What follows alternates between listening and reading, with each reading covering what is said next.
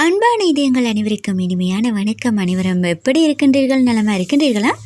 இன்றைய தினமும் நிறைய கவிஞர்கள் இணைந்து கொண்டு அழகிய கவிதைகளை எம்மோடு பயந்திருக்கின்றார்கள். கடந்த சில நாட்களாக நம்பர் 1 பல்சுவை தளத்தில் இடம்பெற்ற பல கவிஞர்களின் கவிதைகளை உங்களோடு பகிர்ந்து கொண்டு வருகின்றேன். இன்றைய தினமும் பல கவிஞர்களின் கவிதைகளை உங்களோடு பகிர்ந்து கொள்ள இருக்கின்றேன். ஜெயலட்சுமி கோழிக்கோடு என்ற இடத்திலிருந்து ஒரு அழகிய கவிதையினை இங்கு பதிவு செய்திருக்கின்றார். வைகரையில் மழை மேளதாளத்துடன் பெய்ய ஆதவன் அரிதுயில கொள்ள கோலோச்சுகிறது மலை உடலை தளவ குளிரும் வள்ளிடி செவியில் முழங்குகிறது மிரண்ட பசுக்கள் அம்மா என பவளமல்லியின் மனம் நாசியை துளைக்க சிவாலயங்களில் சிவநாமம் முழங்க ஜெயாவின் மொழிகள் ஆரம்பம் ஆனதே. ஒரு அழகிய கிராமத்து மண்வாசனை மிகுந்த அழகிய ஒரு காட்சி. ஜெயாவின் ஒரு ஒடியல் அன்றைய பொழுதை எப்படி ஆரம்பித்திருக்கின்றார் என்பதை இந்த கவி மிகவும் அழகிய முறையில் இங்கு எடுத்து குறிப்பிட்டிருக்கின்றது. மிகவும் சிறப்பான கிராமத்து மண்வாசனை மிகுந்த கவிதை. ஒரு அழகிய கவிதையினை வடிவமைத்து அனுப்பிய உங்களுக்கு நன்றிகளும் பாராட்டுக்களும் அம்மா. அடுத்து நிலவுக்கு ஒரு கடிதம் என்ற தலைப்பில் ஒரு சிறப்பான கவிதையை எழுதி அனுப்பி வைத்திருக்கின்றார். யார் என்று பார்த்தா சுமிதா. ஹாய் சுமிதாம்மா, எப்படி இருக்கின்றீர்கள்? நலமாக இருக்கின்றீர்களா? உங்களுடைய கவிதை நிலவுக்கு ஒரு கடிதம் எழுதியிருக்கின்றீர்கள், பார்க்கலாம். நிலவே, நீ மட்டும் எப்படி இவ்வளவு அமைதியாக இருக்கிறாய்? பகலில் சூரியன் நெறித்தாலும் இரவில் நீ சிரித்தபடி வருகிறாய். உன்னை நோக்கி 1000 கண்கள் பார்க்கின்றன, ஆனால் நீ யாரையும் பாகுபாடு பார்க்கவில்லை. ஏழையின் குடிசை மீதும் நீ ஒளி சிந்துகிறாய். அரண்மனையின் மாடியிலும் அதே ஒளியை தருகிறாய். மேகங்கள் உன்னை மறைத்தாலும் மறுநொடி மீண்டும் வெளிவருகிறாய். தோல்வி வந்தால் ஒளிந்து கொள்ளும் மனிதனுக்கு நீ ஒரு பாடம் சொல்கிறாய். மறைக்கப்படுவது தோல்வி அல்ல, மீண்டும் ஒளிராமல் இருப்பதுதான் தோல்வி என்கிறாய். காதலனின் கவிதையிலும் நீ இருக்கிறாய், குழந்தையின் ஓவியத்திலும் நீ இருக்கிறாய், தாயின் தாலாட்டிலும் நீ இருக்கிறாய், கவிஞனின் கற்பனையிலும் நீ இருக்கிறாய். உலகம் முருகும் நேரத்தில் கூட விழித்திருந்து கனவுகளுக்கு காவல் காக்கிறாய்.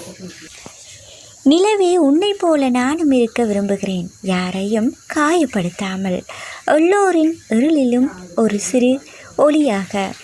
ஒரு நாளாவது நிலவை போல நானும் ஒருவரின் மனதில் அமைதியாக உதிக்க விரும்புகிறேன். உங்களுடைய எண்ணம் கண்டிப்பாக ஈடேறும். அதாவது ஒரு நாளாவது நிலவை போல நானும் ஒருவரின் மனதில் அமைதியாக உதிக்க விரும்புகிறேன். அவருடைய மனதில் நீங்கள் அமைதியாக ஒரு நாள் கண்டிப்பாக உதிப்பீர்கள். அவரும் வந்து உங்களிடம் குறிப்பிடுவார். அந்த நாளை வெகு சீக்கிரத்தில் நடக்கும். ஸோ அப்படி என்று சொன்னால் எனக்கு நீங்கள் அறிய தாருங்கள். மிகவும் அற்புதமாக இந்த கவிதையை படைத்திருக்கின்றீர்கள். மிகவும் ரசனையோடு இருக்கின்றது இந்த கவிதை. நன்றிகளும் வாழ்த்துக்களும் பாராட்டுக்களும் அம்மா. அடுத்து ஆலயம் தொழுவது சாலவும் நன்றி என்ற தலைப்பில் சிவரூபன் சர்வேஸ்வரி இணைந்திருக்கிறாங்க ஒரு அழகிய கவிதையோடு. ஆன்மீகம் உருவாக அருள் சுரக்கும், ஆண்டோரின் நெறியாள்கை தேன் சொரியும், மாண்புடன் நீ எழுவாய் மகத்துவம் கொளிக்கும், காண்புகள் எங்கெங்கும் கருணை பிறக்கும், நான் எனும் மமதையை நீயும் அடக்கி நலமுடன் வாழவே வழிபட்டு நிற்பாய், நோயறு வினைகளும் அகன்றே போகும், வாயார போற்றியே வணங்குதல் வேண்டும், மன தூய்மை பெற்றிடவே நாளும் வேண்டி அகமினிக்க இருப்பது அருளாட்சி அன்றே, தர்மமே நிலைத்திட தனித்துவம் மிளிரவே, கர்மவினை அகலும் கருணையை வேண்டிவிடு, ஆலயம் தொழுவது சாலவும் நன்றே என்று குறிப்பிட்டிருக்கின்றார் சிவரூபன் சர்வேஸ்வரி. அதாவது மன தூய்மை பெற்றிடவே நாளும் வேண்டி, அதாவது ஒரு நாள் நம் மன தூய்மையை கண்டிப்பாக மேற்கொள்ள வேண்டும். அவ்வாறு நாம் மன தூய்மையை மேற்கொள்ளும் பொழுது எம்மாளுடைய வாழ்வு மிகவும் வளம் பெறும் என்பதை உங்களுடைய கவிதை ஊடாக மிகவும் சிறப்பாக எடுத்து இயம்பியிருக்கின்றீர்களாமா. மிகவும் அருமையான ஒரு கவிதையினை வடிவமைத்து அனுப்பியமைக்கு நன்றிகளும் வாழ்த்துக்களும் பாராட்டுக்களும். நன்றிம்மா. அடுத்து ஒரு அன்பான இதயம் இணைந்திருக்கின்றாங்க. சுபாசினி, சேலம் மாவட்டம் வாழப்பாடி என்ற இடத்திலிருந்து. பேனாவின் சிறப்பை உணர்ந்து ஒரு அழகான கவிதை இதோ. வார்த்தைகளை விதையாக்கும் வெள்ளி ஏர்முனை கோடி நெஞ்சங்களை அள்ளும் ஓயாத தீரமுனை மை சிந்தும் சிறு துளி வரலாறு படைக்கும் பெரும் வழி காகிதத்தில் கவிதையாய் போக்கும் காலத்தின் குரலாய் ஒலிக்கும் ஆயுதங்களை தோற்கும் இடத்தில் அகிம்சையாய் வெல்லும் பேனா புயலை அடக்கும் ஆற்றல் இதன் ஒரு துளிமைக்கு உண்டு தானா.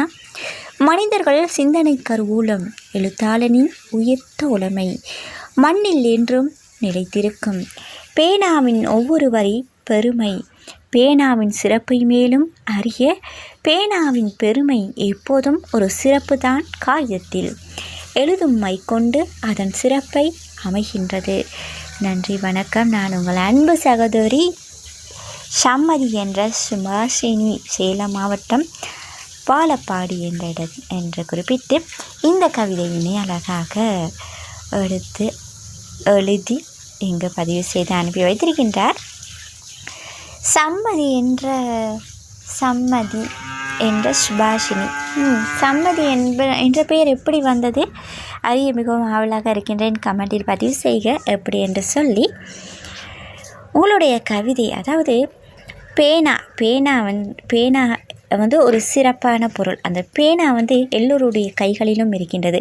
ஆனால் அந்த பேனாவை எவர் பயன்படுத்துகின்றார்களோ, அதாவது சிறப்பான முறையில் பயன்படுத்துகின்றார்களோ அவர்களுக்கு நன்மை கிடைக்கும். புயலை அடக்கும் ஆற்றல் அதன் ஒரு துளி மைக்கு உண்டு தானா. மனிதர்கள் சிந்தனை கருவூலம் எழுத்தாளின் உயிர் தோழமை. மிகவும் அற்புதமான வரிகள், மிகவும் சிறப்பாக இருக்கின்றது உங்களுடைய கவிதை. அதாவது பேனா இதுதான் இந்த உலகில் மிகவும் தற்பொழுது மிகவும் சிறப்பான முறையில் செயற்பட்டு கொண்டிருக்கின்றது. மிகவும் அருமையான கவிதையினை வடிவமைத்து அனுப்பிய உங்களுக்கு நன்றிகளும் வாழ்த்துக்களும் பாராட்டுக்களும். அன்பான உறவுகளே, நீங்களும் உங்களுடைய கவிதைகளை எம்மோடு பகிர்ந்து கொள்ள வேண்டும் என்ற நீங்கள் விரும்பினீங்கன்னு சொன்னால் நீங்கள் கமெண்டில் பதிவு செய்யலாம். உங்களுடைய கவிதைகளையும் இணைத்து கொள்ள நான் காத்திருக்கின்றேன். மீண்டும் மற்றொரு நிகழ்ச்சியில் உங்கள் அனைவரையும் சந்திக்கலாம். நன்றி, வணக்கம்.